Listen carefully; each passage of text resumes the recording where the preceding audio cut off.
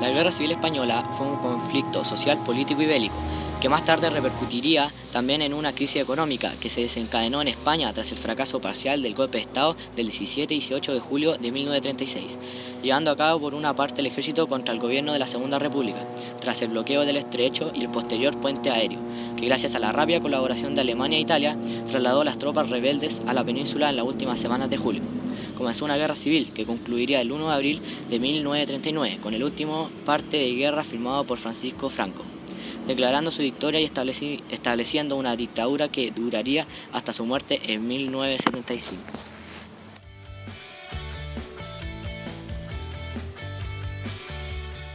En enero de 1930, el general Miguel Primo de Rivera reconoce el fracaso de la dictadura que había instaurado en septiembre de 1923 con el apoyo del rey y Dimitri. Alfonso XIII nombra entonces presidente del gobierno al general Damasco Berenguer, pero este no consigue devolver a la monarquía la normalidad constitucional y es sustituido en febrero de 1931 por el almirante Juan Bautista Aznar, quien convoca elecciones municipales para el domingo 12 de abril. Las elecciones son ganadas en las ciudades por las candidaturas republicanos socialistas surgidas del Pacto de San Sebastián de agosto de 1930 y el martes 14 de abril el rey Alfonso XIII, ante las dudas de la Guardia Civil y el ejército a utilizar la fuerza para frenar las multitudinarias manifestaciones pro-republicanas que inundan las principales ciudades, abandona el país.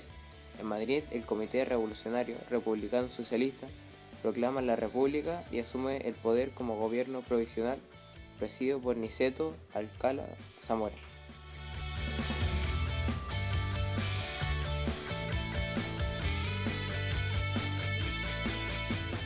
Las ejecuciones sumarias en retaguardia fueron uno de los aspectos más atroces de la contienda civil. Tuvieron diferentes caracteres en las dos zonas, los asesinados se contaban por miles. El 6 de noviembre de 1936 tuvo lugar uno de los episodios más trágicos de la guerra civil en la zona republicana, las matanzas de Paracuellos del Jarama. Cuando el alzamiento nacional se convirtió en guerra, los sublevados buscaron una coartada ideológica con la que defender sus acciones y aumentar el número de partidarios.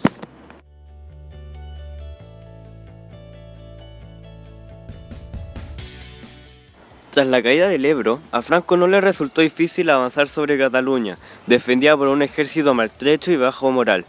Girona cayó en febrero, desapareciendo así el frente de Cataluña. Las brigadas internacionales ya se habían retirado de una guerra perdida, y un difícil exilio acogía a muchedumbres de españoles fieles al ideario republicano. Perdida toda esperanza de una paz honrosa, el general Sergismundo Casado encabezó un golpe de Estado contra su gobierno y puso fin a la política de resistencia, ordenando la rendición de Madrid, donde entraron las tropas franquistas el día 28 de marzo. El 1 de abril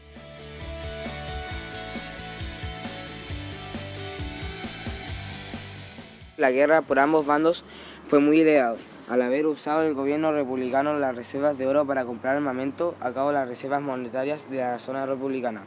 El bando sublevado tuvo que abandonar mucho dinero tras finalizar el conflicto, en gran parte dejando que Alemania explotara las reservas mineras de la península y de África española en el momento, por lo que hasta el estilo de la Segunda Guerra Mundial casi no tuvieron posibilidad alguna de obtener ingresos.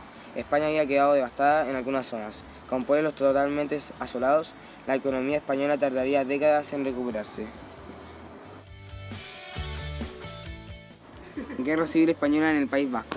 La Guerra Civil Española en el País Vasco se desarrolló desde el 18 de julio de 1936, cuando se produce el golpe de Estado por una parte del ejército y apoyando por las fuerzas del espectro político de la derecha, que triunfó desde el principio en Vitoria y la mayoría de la provincia de La Navarra, hasta julio de 1937, en el que todo el territorio del País Vasco quedó bajo dominio de las tropas sublevadas franquistas.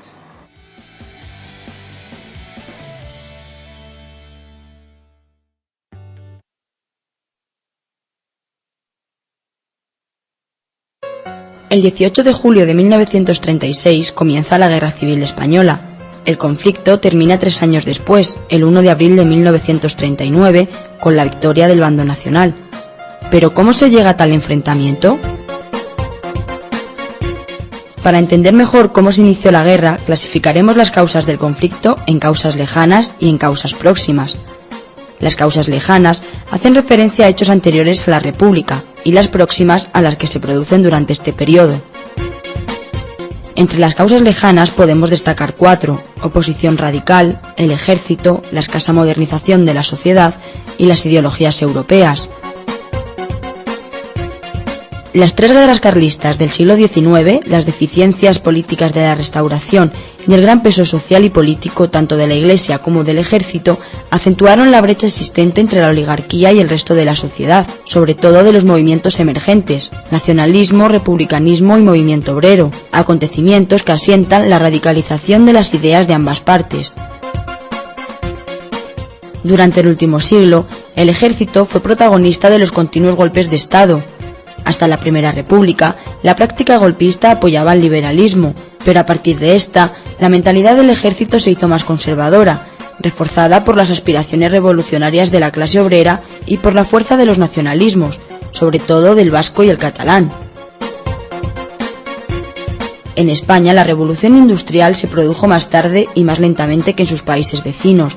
Una economía básicamente agraria, un alto nivel de analfabetismo, la gran influencia eclesiástica en la educación, la falta de infraestructuras educativas y la debilidad del Estado fueron algunas de las causas que frenaron la modernización del país a principios del siglo XX.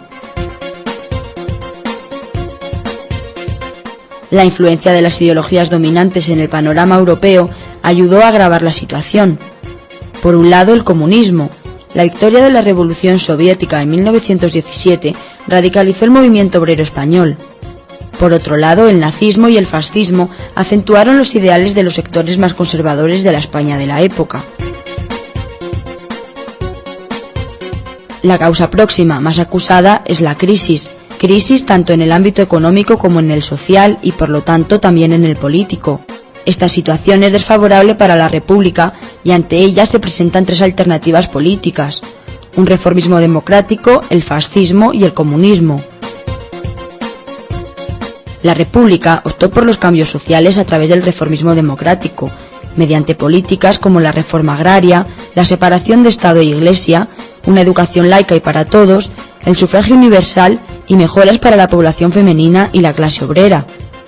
Medidas que no calaron en la sociedad y se avivaron las ideologías, tanto de izquierdas como de derechas.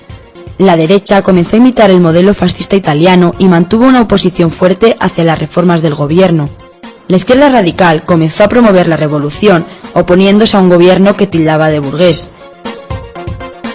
La radicalización de ciertos sectores sociales desencadenó la violencia callejera y la bipolarización política en las elecciones de febrero de 1936.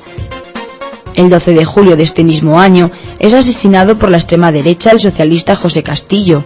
Como respuesta, el día siguiente se mató a Calvo Sotelo, líder monárquico. Este asesinato adelantó la conspiración que un sector militar llevaba preparando desde las elecciones de febrero. El 17 de julio de 1936 se sublevó la guarnición de Melilla, extendiéndose por el resto de España el día siguiente, 18 de julio. Comienza la guerra civil y España queda dividida en 2, los defensores de la República y los defensores del alzamiento nacional.